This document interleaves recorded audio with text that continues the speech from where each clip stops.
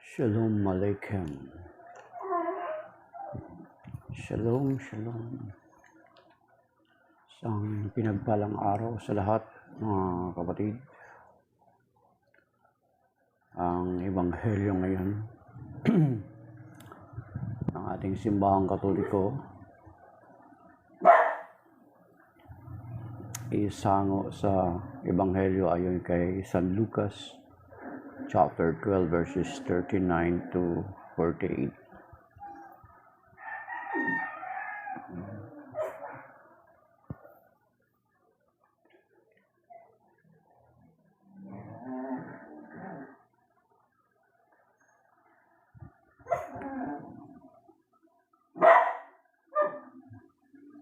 Tandaan ninyo kung alam lamang ng puno ng sambahayan kung ang oras darating ang magnanakaw, hindi niya pababayaang pasukin ang kanyang bahay. Kayo may dapat humanda sapagkat darating ang anak ng tao sa oras na hindi ninyo inaasahan. Itinanong ni Pedro, Panginoon, sinasabi po ba ninyo ang talinghagang ito para sa amin o para sa lahat? Tumugon ang Panginoon, sino nga ang tapat at matalinong alipin? Hindi ba siya ang pamamahalain ng kanyang Panginoon sa sambahayan nito upang magbigay sa ibang mga alipin ng kanilang pagkain sa karampatang panahon? Mapalad ang aliping iyon kapag dinatnan siyang gumagawa ng gayon sa pagbabalik ng kanyang Panginoon. Sinasabi ko sa inyo, pamamahalain siya ng kanyang Panginoon sa lahat ng ari-arian nito. Ngunit kung sabihin sa sarili ng aliping iyon, matatagalan pa bago magbalik ang aking Panginoon, at simulan niyang bugbugin ang ibang alipin, lalaki at babae, at kumain, uminom at maglasing. Darating ang Panginoon ng aliping iyon sa araw ng hindi niya inaasahan at sa oras na hindi niya alam. Buong higpit na parusahan siya ng Panginoon at isasama sa mga di tapat. At ang aliping nakakaalam ng kalooban ng kanyang Panginoon, ngunit hindi naghanda ni sumunod sa kalooban nito, ay tatanggap ng mabigat na parusa. Ngunit ang aliping hindi nakakaalam ng kalooban ng kanyang Panginoon at gumawa ng mga bagay na narapat niyang pagdusahan, ay tatanggap ng magaang na parusa. Ang binigyan ng maraming bagay ay hanapan ng maraming bagay, at ang pinagkatiwalaan ng lalong maraming bagay ay pananagutin sa lalong maraming bagay. Ang mabuting balita ng Panginoon, pinupuri ka namin, Panginoong Hesukristo. So, makikita natin ngayon, mga kapatid, na ang pinag-uusapan ngayon sa ating simbahan ay about eschatology. Yung eschatology is the study of eschaton, of the last things. Yan, mga pahong, sapagkat lalo na ngayon tayo ay malapit na magtatapos sa liturhiya ng ating simbahan, at lalo na ngayong darating na November 1 and 2 ay gugunitain o ipagdiriwang natin ang All Souls Day and then the All Saints Day, the All Saints Day and then the All Souls Day. So, ang eschatology ay pag-aaral sa mga bagay, sa mga huling bagay, judgment, death, and then heaven and hell. Yan yung mga eschatology. Yung about eschatology pertaining to last things. And then at the same time, sa pinakahuling part ng Nobyembre ay yung ipagdiriwang din natin yung Christ the King. So, kumbaga, ayan yung since na huling bahagi na ng liturgical calendar natin, kumbaga soon after ng Christ the King is may panibago na tayong taon ng liturhiya, kumbaga sa New Year natin, New Year. So karugtong pa rin kahapon nung pinag-uusapan natin yung ang Ebanghelyo, so pertaining to last things. So makikita natin na nabanggit natin kahapon na ang sinasabi ng Panginoon na siya ay babalik at nagsasaysay siya ng mga bagay na mga parabola at nagsasaysay siya ng kalimitan ng ang isang master or isang Panginoon ng isang sambahayan ay umalis at pinagkatiwalaan niya ang kanyang mga lipin, ipinamahalaan, binigyan niya ng kapamahalaan ang kanyang mga lipin sa mga ipinagkatiwala niyang ari-arian, at sa kanyang pagbabalik ay yung mga pinagkatiwalaan ay pagsusulit nila sa Panginoon.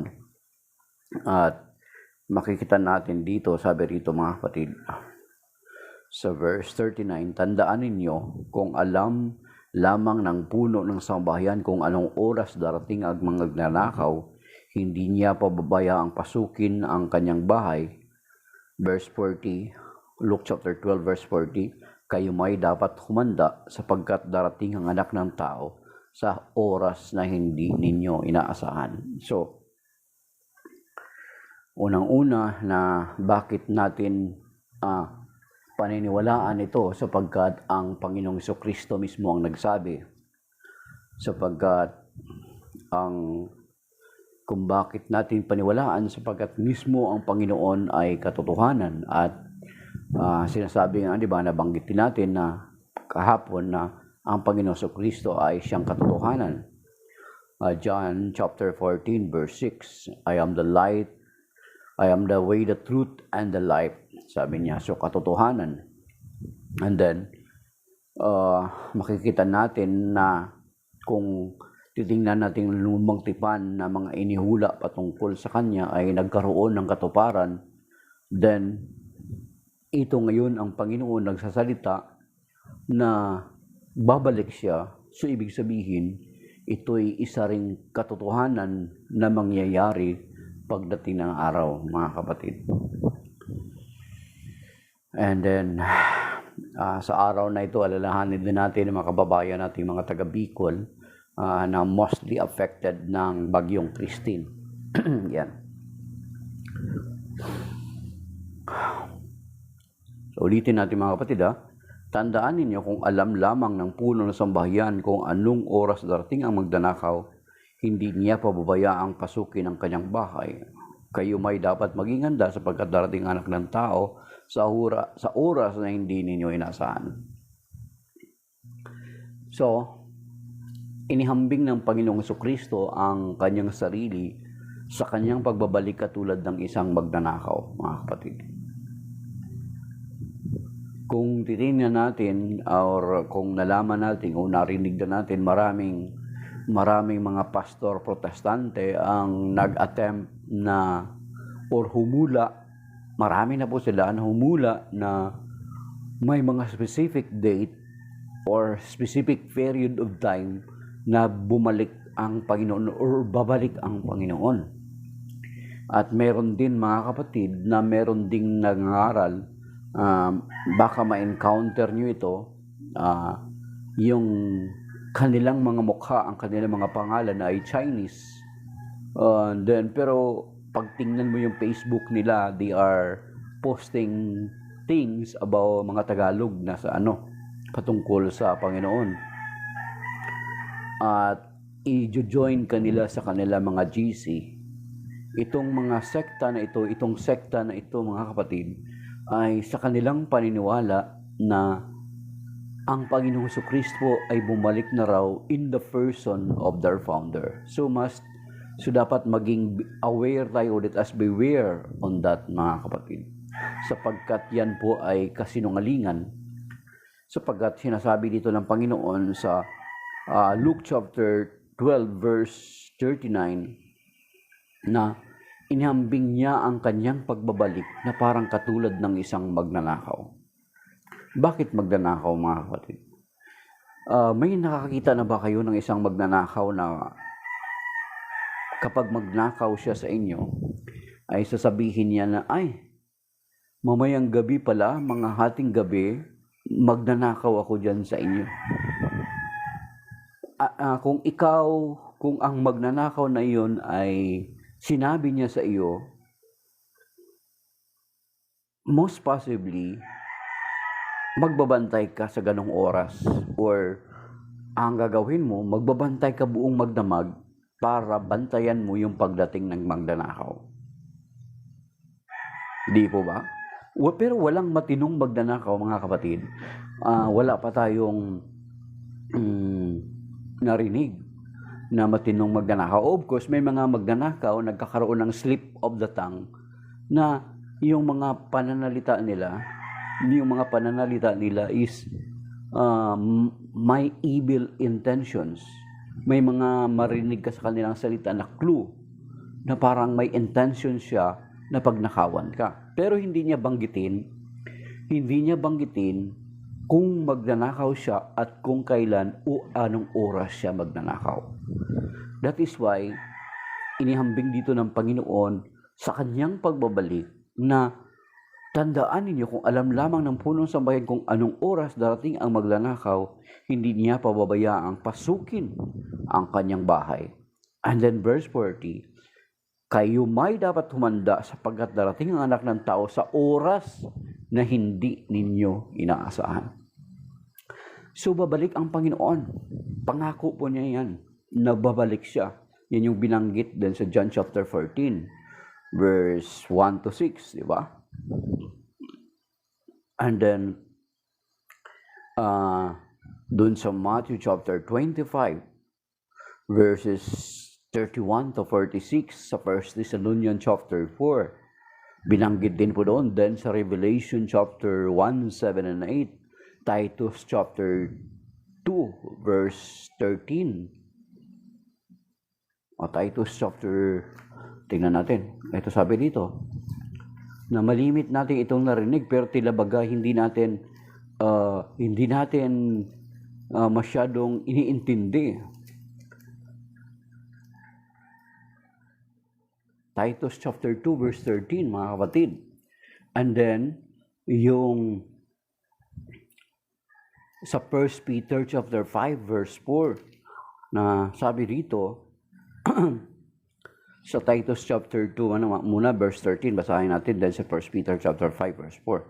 Samantalang hinihintay natin ang ating inaasahan, ang dakilang araw ng pagpapahayag sa ating dakilang Diyos at tagapagligtas na si Jesucristo sa gitna ng kanyang kaningningan.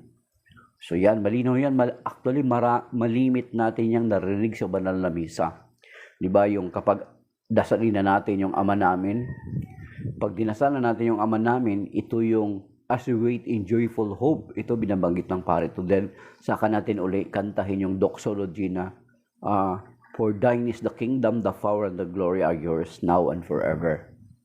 And then, dito sa 1 Peter chapter 5 verse 4, so napakarami po ang mga sinasabi ng banal na kasulatan, mga kapatid, na ang Panginoong Jesucristo ay babalik. As a matter of fact, kung isinasa puso lamang natin yung mga nangyayari sa banal na misa, di ba sinasabi sa banal na misa na sinasabi doon na sa credo pa lang natin, He will come again to judge the living and the dead. Then let us profession of our faith, let us profess our faith.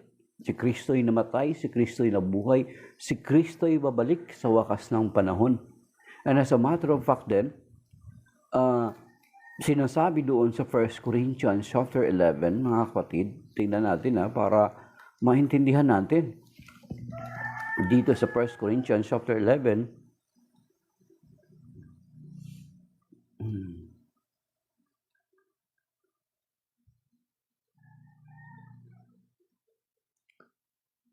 sa 1 Corinthians chapter 11 verse 26, mga kapatid, sabi rito, sapagkat tuwing kakain kayo ng tinapay na ito at iinom sa sarong ito, ay ipinapahayag ninyo ang kamatayan ng Panginoon hanggang sa muling pagparito niya. So overwhelming yan, napakarami pong mga passages, mga verses, mga pahina, mga parts sa Biblia na talagang babalik ang Panginoon. That is why yan ay part ng ating 12 Articles of Faith sa Catholic Church. Yung ang Panginoon ay babalik para to judge the living and the dead. So, sabi dito sa 1 Peter chapter 5 verse 4, mga kapatid, ang sabi dito,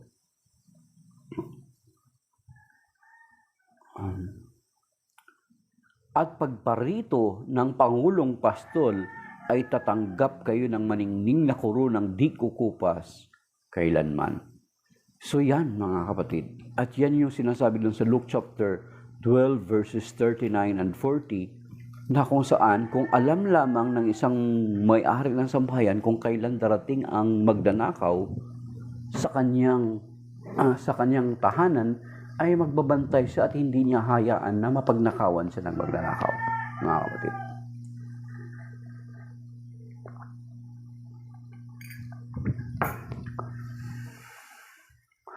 Din ang karugtong sa verse 40, kayo'y may dapat humanda sapagkat sapagkat darating ang anak ng tao sa oras na hindi ninyo inaasahan. So you see, so ibig sabihin, bilang mga mananampalataya, ay dapat din pala tayo maging handa sa araw-araw sa lahat ng pagkakataon ng ating buhay. Kasi hindi natin alam kung kailan darating at babalik ang Panginoong Jesucristo, mga kapatid. Di ba? Alam ba natin? Ayun nga ang lagi kong binabanggit sa aking sarili na okay, let us suppose na hindi natin maabutan yung great final coming ng Panginoon. Yung sinasabi dito sa hindi natin ito masaksihan ng buhay pa tayo. Though kung darating ang Panginoong Jesucristo ay mabubuhay tayo, kasi ito yung sinasabi sa 1 Thessalonians chapter 4, mga kapatid. Basahin natin sa 1 Thessalonians chapter 4, ang sabi dito, ang pagparito ng Panginoon sa verse 13 chapter 4, mga kapatid, ibig namin malaman ninyo ang katotohanan tungkol sa mga namatay na nang hindi kayo magdalamhati tulad ng mga taong walang pag-asa.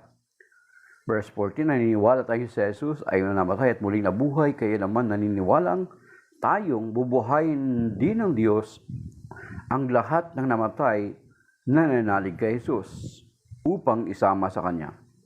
Verse 15, ito ang aral ng Panginoon na sinasabi namin sa inyo, pagparito ng Panginoon, tayo mga buhay ay hindi mauna sa mga namatay na. Sa araw ng nayaon, kasabay ng malakas na utos na tinig ng arkanghel at ng tunog ng trompeta ng Diyos, bababa ang Panginoon mula sa langit.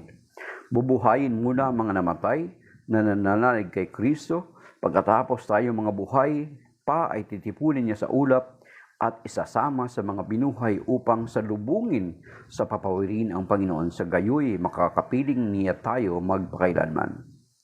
So you see, so kung hindi natin maabutan itong event na ito, kabilang tayo dun sa mabubuhay.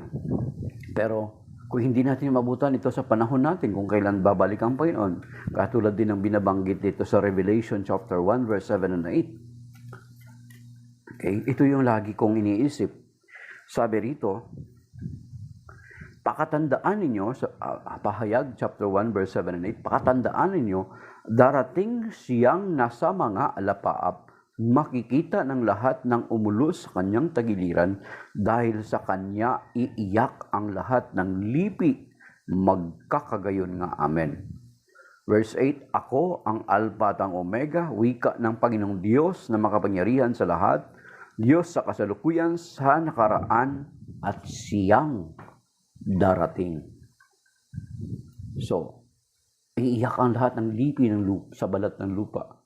Let us suppose so na hindi na tayo buhay noon, patay na tayo, yet bubuhayin pa rin natin siya kasi ang sinasabi dito, makikita ng lahat ng lipi sa balat ng lupa.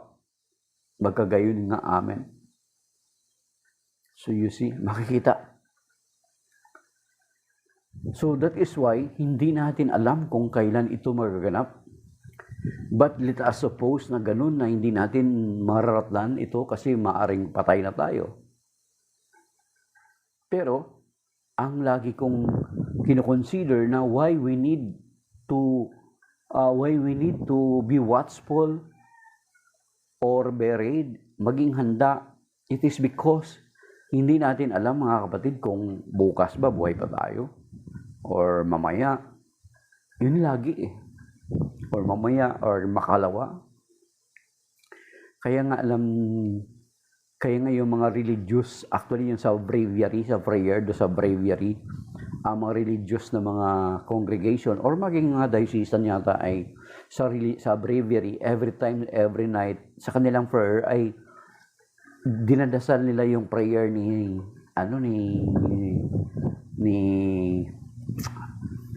Simeon. Alam niyo, every night yun, dinadasal nila yung prayer ni Simeon. Sabi niya, sandali, hanapin natin yung prayer of Simeon. Dito yun sa Luke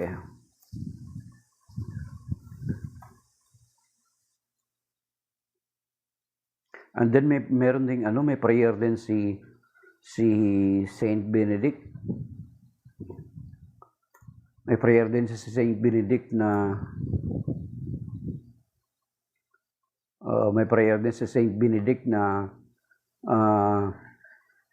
patungkol din sa paghahanda sa pagdating ng Panginoon.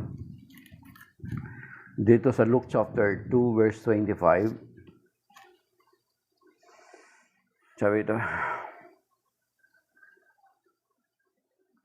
to 29 to 32, Luke chapter 2 verse 29 to 32. Ito yung pinipray ng mga religious, mga kapatid. Sa breviary, sa prayer of the church, makikita natin to na ito yung lagi nilang pinipray. Sabi niya, mga kapatid, sa gabi na narinig ko na ito, pinipray nila. Kunin mo na, Panginoon, ang iyong abang alipin ayon sa iyong pangako. Yamang nakita na ng aking mga mata ang iyong pagliligtas na inihanda mo para sa lahat ng bansa. Liwanag itong tatanglaw sa mga hintil at magbibigay karangalan sa iyong bayang Israel. So, kunin mo na, take, O Lord. Sa English, hanapin natin. Okay, hanapin natin sa English. Ito, Prayer of Simeon.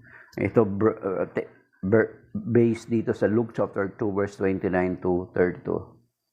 Sabi rito sa English, maganda Sabi niya, Lord, now let your servant go in peace. Your word has been fulfilled. My own eyes have seen the salvation which you have prepared in the sight of every people, a light to reveal you to the nations and the glory of your people, Israel. Amen. So pinipray nila yan, mga kapatid. Now, Lord, now let your servant go in peace. Kasi di ba ang pagtulog sa gabi ay para bagang pagsasanay na ng kamatayan, mga kapatid. kasi you are not sure after ng gabing yaon ay magigising ka pa. Every night, dinadasal nila yan. Then we're supposed to pray this prayer as well. Itong prayer na to. Yan. And then, maging si Saint Benedict, na isa sa prayer niya na Benedict of Nursia na ilagay mo sa aming puso na lagi namin gunitain ang kamatayan. Yung sinasabi niya. Ayan. So yun, mga kapatid, yung magnanakaw. Kung sakaling meron ng magnanakaw na nagsabi sa inyo, babalik siya sa ganong araw o petsa, baka meron ng ganong nangyari, ipakikwentuhan nyo naman kami. Para at least malaman namin.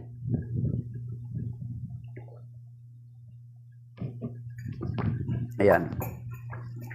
So, kasunod, mga kapatid, is, sabi rito, ang tapat, sa verse 14, ang tinanong ni Pedro, Panginoon, sinasabi po ba ninyo ang talinghagang ito para sa amin o para sa lahat? Every time kung mapupunan nyo, ang Panginoon ay tatanungin siya.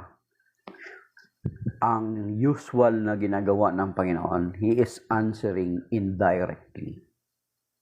He is answering indirectly. Parang ang layo ng sagot. Tumugon ang Panginoon, sino nga ang tapat at matatalinong alipin? Hindi ba siya ang pamamalain ng kanyang Panginoon sa sambahayan nito upang magbigay sa ibang mga alipin ng kanilang pagkain sa karampatang panahon? Mapalad ang alipin kapag dinatnan niyang ginagawa ng gayon pagbabalik ng kanyang Panginoon.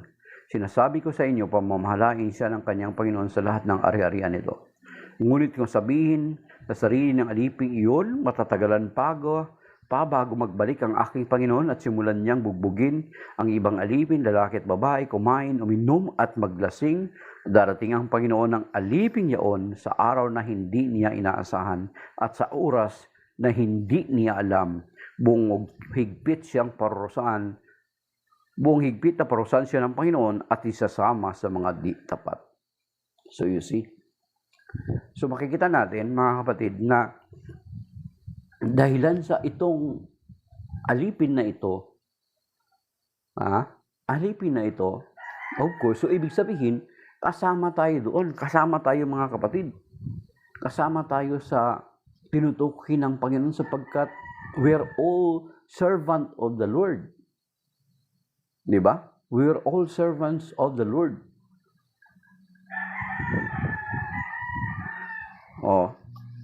Ang sinabi dito ng pinagkatiwalaan na alipin, sabi niya matagal pang babalik ang Panginoon.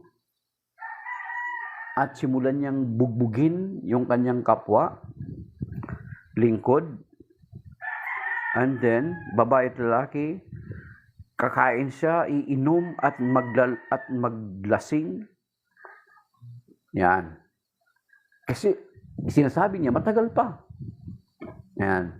Many of us, di ba ganun eh. Matagal pa. Tagal pa yan. Actually, tagal na yan. Hanggang ngayon, wala pa rin. Pero ang lagi nating i-consider nga, mga kapatid,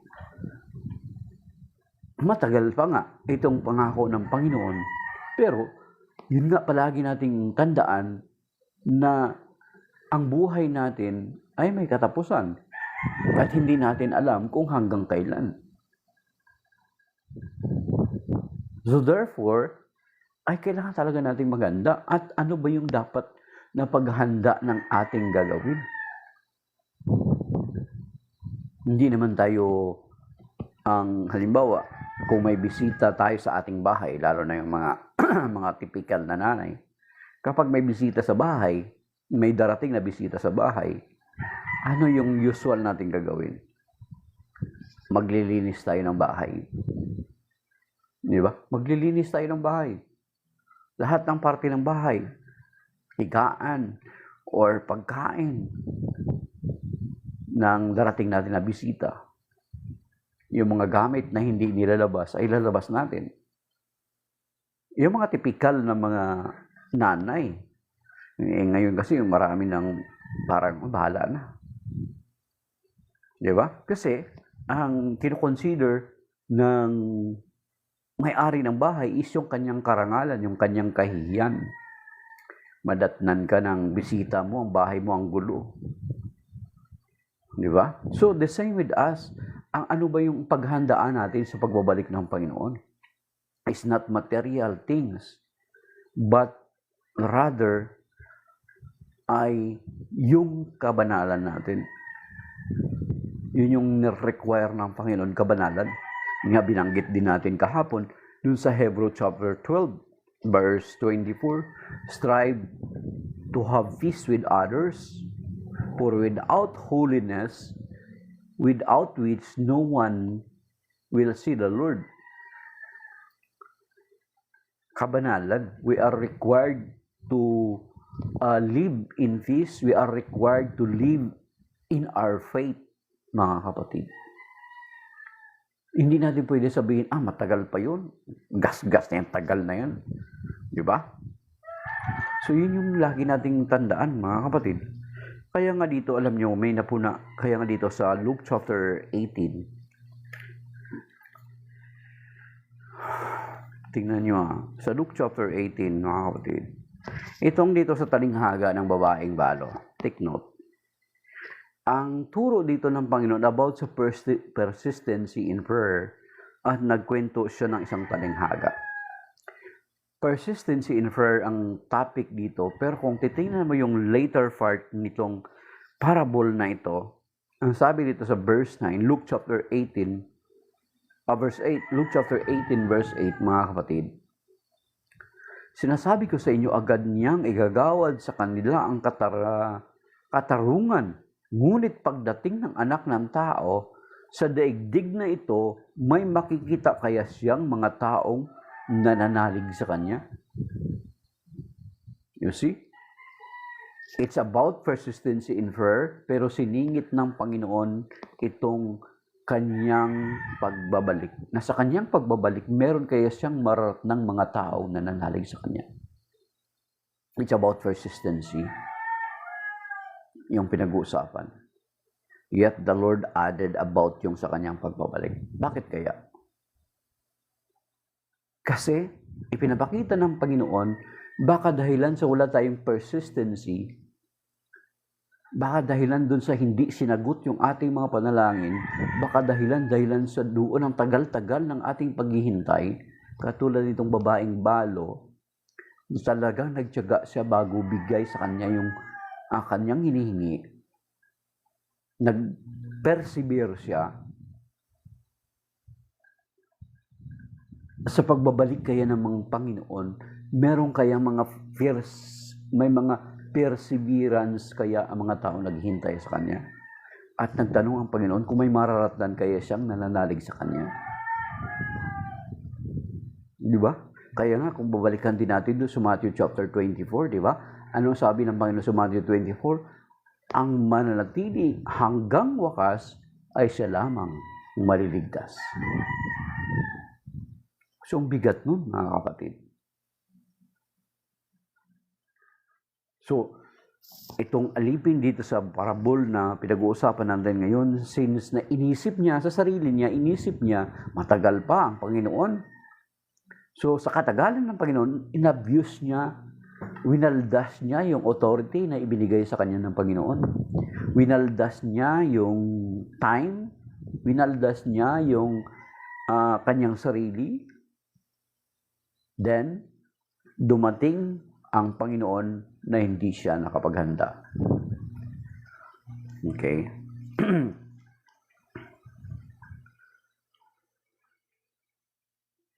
Then, sa verse 40, darating ang Panginoon ng aliping yaon sa araw na hindi niya inasahan at sa oras na hindi niya alam, buong higpit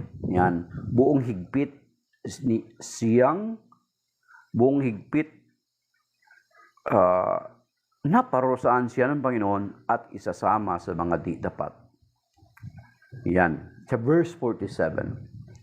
Ang aliping nakakaalam ng kalooban ng kanyang Panginoon, ngunit hindi naghanda at sumunod sa kalooban nito ay tatanggap na mabigat na parusa.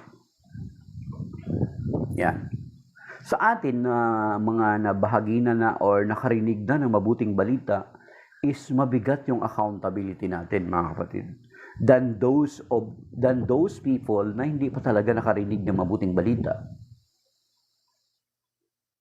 So, tayo na nakarinig na ay mabigat yung accountability natin, yung responsibility natin. So, verse 48, ngunit, okay, ang aliping hindi nakahanda ng kalooban ng kanyang Panginoon at gumawa ng mga bagay na nararapat niyang pagdusahan ay tatanggap ng magaang na parusa. Ang binigyan ng maraming bagay ay hanapan ng maraming bagay at ang pinagkakatiwalaan ng lalong maraming bagay ay pananagutin sa lalong maraming bagay. So you see, we were entrusted by the Lord of many things. Halimbawa, ang magulang, sa mga magulang, di ba ano ang pinagkatiwala sa inyo ng Panginoon? Of course, your children, your family. Di ba? So, ang tanong, kamusta ngayon ang inyong mga anak? Ang tanong, yan yung magiging kasunod na tanong, mga kapatid. Hindi natin pwede iwasan yan. Kamusta yung inyong mga anak? Kamusta yung inyong pamilya? Diba? Namimit ba natin yung kagustuhan ng Panginoon about sa pamilya natin? Ano yun? Ano ba yun? Okay? Ito, balik puntahan natin mga kapatid. Alamin natin kung ano ba yun. Sa Malakias chapter 2, verse 14 to 16, mga kapatid, ito ang sinasabi. Na kailangan alam natin to. So, pupunta tayo sa pamilya. Ang pamilya, ang mga anak ay ipinagkatiwala lamang ng Diyos sa mga magulang. Hindi ninyo pag-aari ang inyong mga anak. That is why kung minsan kapag nawala yung mga anak, grabe yung hinagpis ng mga magulang. Kasi we thought that we owned our children. Pero kung alam natin, kung talagang hindi naman talaga, kung alam natin na ang mga anak ay pinagkatiwala lamang sa atin ng Panginoon, ipinahiram lamang natin sa atin sila ng Panginoon, ang magiging response natin kung sakaling mawala man sila is sasabihin natin, Lord, thank you for the time, for the years that you have entrusted our children to us. Diba? So, ang mga anak ay ipinagkatiwala lamang ng Panginoon sa mga magulang. Hindi natin or ninyo sila pag-aari. Ito sinasabi sa banal na kasulatan. So, since na pinagkatiwalaan lamang pala sa atin, pinagkatiwala lamang pala sa atin ng Panginoon yung mga anak. Especially, kasi bibigay natin ng concrete na example, yung sinasabi ng Panginoon, yung pinagkatiwalaan ng maraming bagay ay pananagutin sa maraming bagay. So, sa pamilya, yun nga, ang mga anak, ang pamilya ay pinagkatiwala ng Diyos sa mga magulang, sa asawang lalaki at sa asawang babae. Ang sabi dito sa Mahangaral Malakias chapter 2 verse 14, itinatanong ninyo kung bakit sapagkat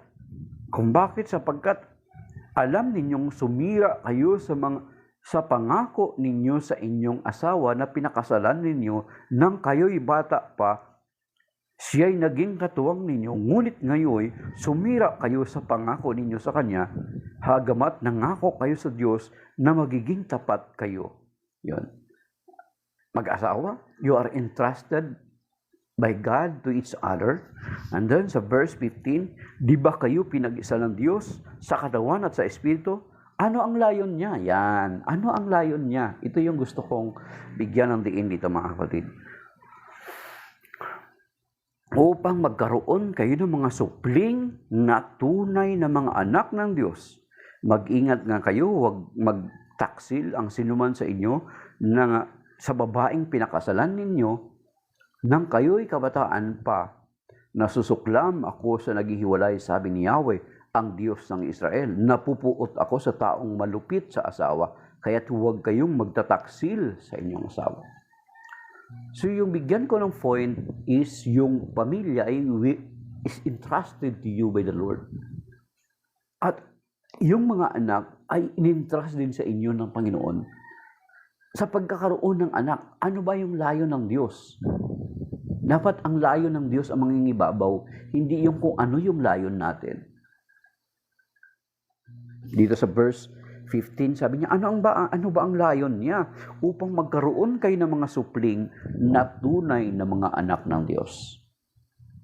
Then, the question is, namimit ba ng mga magulang or namimit ba natin itong nilalayon ng Panginoon sa pamilya?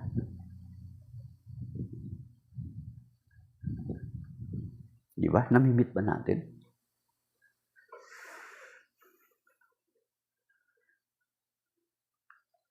Baka hindi. So, ibig sabihin, namimiss natin, hindi natin nagagampanan yung ipinagkatiwala sa atin ng Panginoon. supposed to be the parents, sila yung magdadala ng kanilang mga anak at dapat gawing maging tunay na supling ng Diyos ang kanilang mga anak. Supposed to be ang mga magulang ay siyang magbibigay ng mabuting halimbawa sa kanilang mga anak. Hindi ang purpose ng pagkakaroon ng asawa pagka magkaroon ka ng anak, magiging tagapagmana mo, parang ginawa mong investment, magiging tagapagmana mo, may mag-aalaga kayo sa iyong pagtanda, at magpapatuloy ng apelyido mo or whatsoever na ninanais mo. Those are secondary, mga kapatid. Pero ang pinaka-primary reason para bakit magkaroon ng supling, ito yung sinasabi nito, sabi ng Panginoon, ang layon, ano ba ang layon niya? Magkaroon kayo ng mga supling na magiging tunay na anak ng Diyos. Paano sila magiging tunay na anak ng Diyos? Kung ang mga magulang hindi nagsisimba, ang mga anak, ano ma-expect nyo sa mga anak nyo? Though sometimes, yung mga anak ay nakapagsisimba or naaakay sa simbahan kasi naakay sila ng kanilang kaibigan. Pero, kanino ba tungkulin dapat yun? Sa mga magulang. Kasi it was entrusted to us by the Lord. Ayan. Ang pinagkatiwalaan ng malaking bagay ay pananagutin ng malaking bagay. Yung, dito kinuha ni yun. Dito kinuha yung sayings ni sa Spider-Man. Great power comes great responsibility. So, malaking responsibilidad yan. Pananagutan ng mga magulang balang araw yung kanilang mga anak. Yan.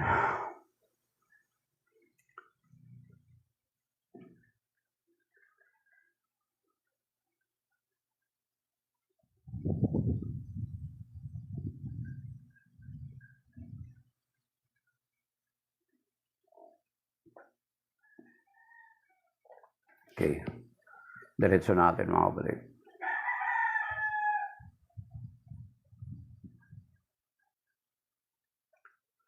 Ngunit ang aliping hindi nakakalam ng kalooban ng kanyang Panginoon at gumawa ng mga bagay na narapat niyang pagdusahan ay tatanggap ng magaang parusa. Ang binigyan ng maraming bagay ay hahanapan ng maraming bagay at ang pinagkatiwalaan ng lalong maraming bagay ay pananagutin sa malalong maraming bagay. Sa ano ba yung mga pinagkakatiwala sa atin ng Panginoon? Na balang araw ay pagsusulit natin sa Panginoon, mga kapatid. Kaya nga dito sa verse 48, ito yung mga tao na kung saan na though they are not, hindi pa nila talaga narinig ang mabuting balita, yet may mga tao, though they are not Christians or they are not, hindi sila nakarinig ang mabuting balita, yet they are living peacefully, they are living, kung makikita mo maayos ang kanilang pamumuhay, is, sabi dito, tatanggap sila na magaang parusa kasi wala naman silang alam eh. Unlike sa atin na may alam na. Diba? Kaya nga mayroong sinasabi may term na sinasabi yung tinatawag na sin of omission at saka sin of commission. Dito sa James chapter 4 verse 17, mga kapatid. Okay, verse 4:17. Ang nakakaalam ng mabuti na dapat niyang gawin, ngunit hindi ito ginagawa, ay nagkakasala. So, ang eschatology matters is tuloy-tuloy ito, mga kapatid. Ibig sabihin, ganun kahaba yung pagre-remind sa atin ng Panginoon about His final coming, about His second coming. Yun nga ang lagi nating isaisip or ikintal sa ating kaisipan na bagamat hindi natin maratnan o maabutan yung final coming ng Panginoon na makikita natin siyang mga nasa alapaap na buhay pa tayo, pero lagi nating i-consider na hanggang buhay pa kaya ako bukas? Buhay pa kaya ako mamaya? Or buhay pa kaya ako makalawa? Mga kapatid, Diba? So, hindi natin alam. Sapagkat hindi natin alam kung kailan o hanggang saan ang buhay natin. Then, because we do not know ang pagdating ng Panginoon or ang katapusan ng ating buhay, then the Lord is telling us na dapat naghahanda tayo bilang mga lingkod niya sa kanyang muling pagbabalik. Kasi very clear yan, mga kapatid. At talagang babalik ang Panginoon. Yan yung lagi natin inuulit-ulit, diba? Si Kristo'y namatay, si Kristo'y nabuhay, si Kristo'y babalik sa wakas ng panahon. Then sa last part ng creed natin, diba? He will come again to judge the living and the dead. Darating siya upang hatulan ang mga buhay at mga patay. At makikita din natin yan doon sa Matthew 25:31 to 46. And then 2 Corinthians chapter 5 verse 10 na sinasabi dito. 2 Corinthians chapter 5 verse 10. Sapagkat ang bawat isa ay haharap sa hukuman ni Kristo upang tumanggap ng kaukulang ganti sa kanyang ginawa, mabuti man o masama, nang siya ay nabubuhay pa sa daigdig na ito. So, malinaw po yan, mga kapatid. Hindi po yan pwede i-deny. Kung i-deny mo man na hindi mo man tatanggapin, ay it's okay. Hindi ka pipilitin ng Panginoon. Whether you will believe or not, it will happen. Mga kapatid. Kasi kung titingnan natin, para mo mapasubalian itong katotohanan, ay kinakailangan pasubalian mo muna na ang Panginoong Kristo ay hindi nag-exist. Kapag mapasubalian mo yun, pwede ka sabihin mo na hindi totoo yan.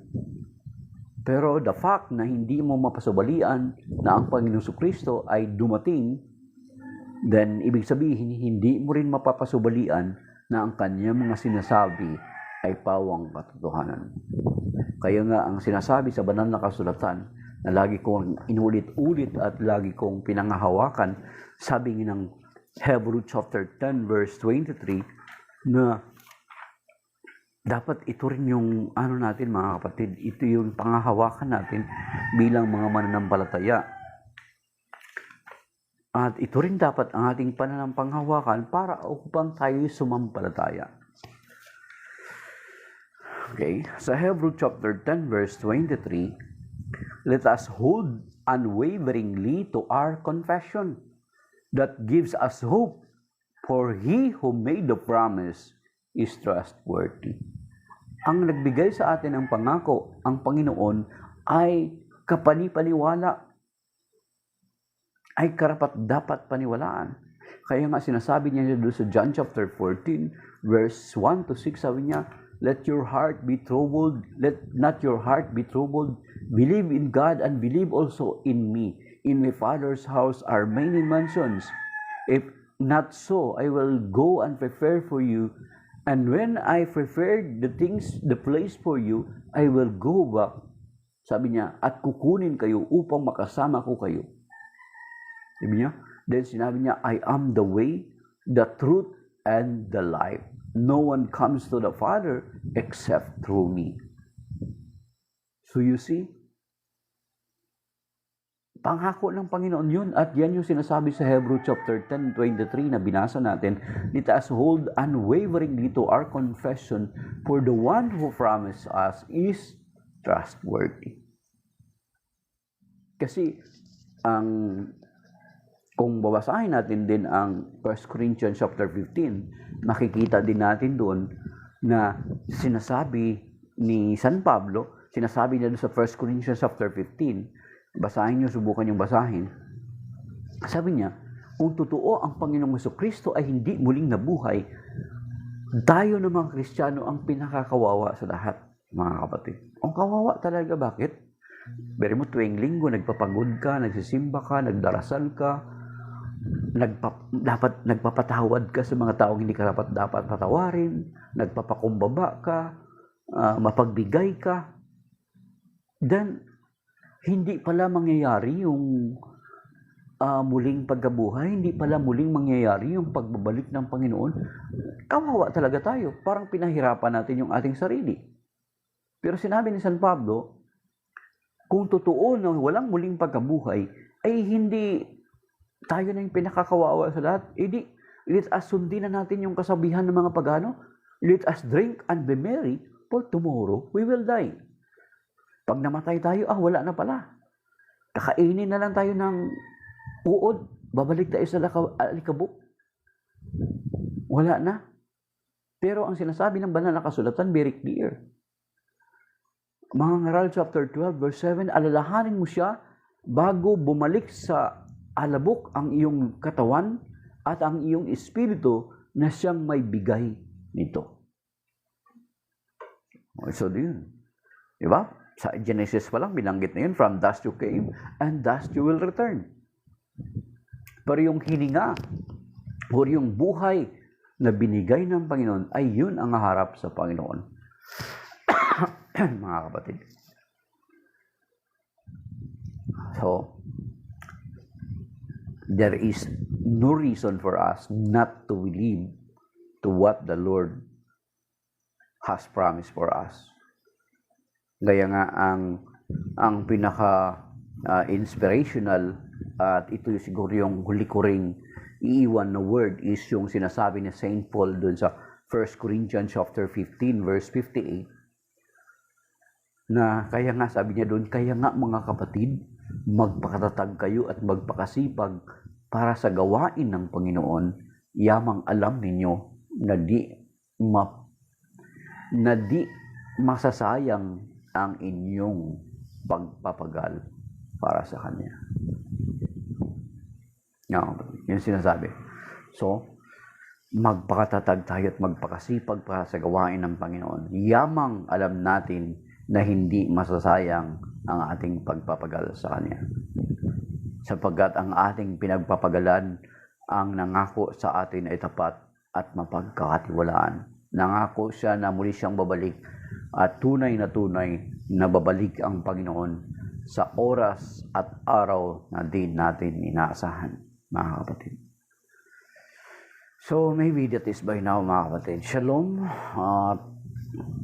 Lagi nating pagsikapan na mamuhay ayon sa kalooban ng ating Panginoon. Shalom, may God bless us all, and malahay nawa ng Panginoon yung mga mostly affected na kababayan natin, especially sa Bicol.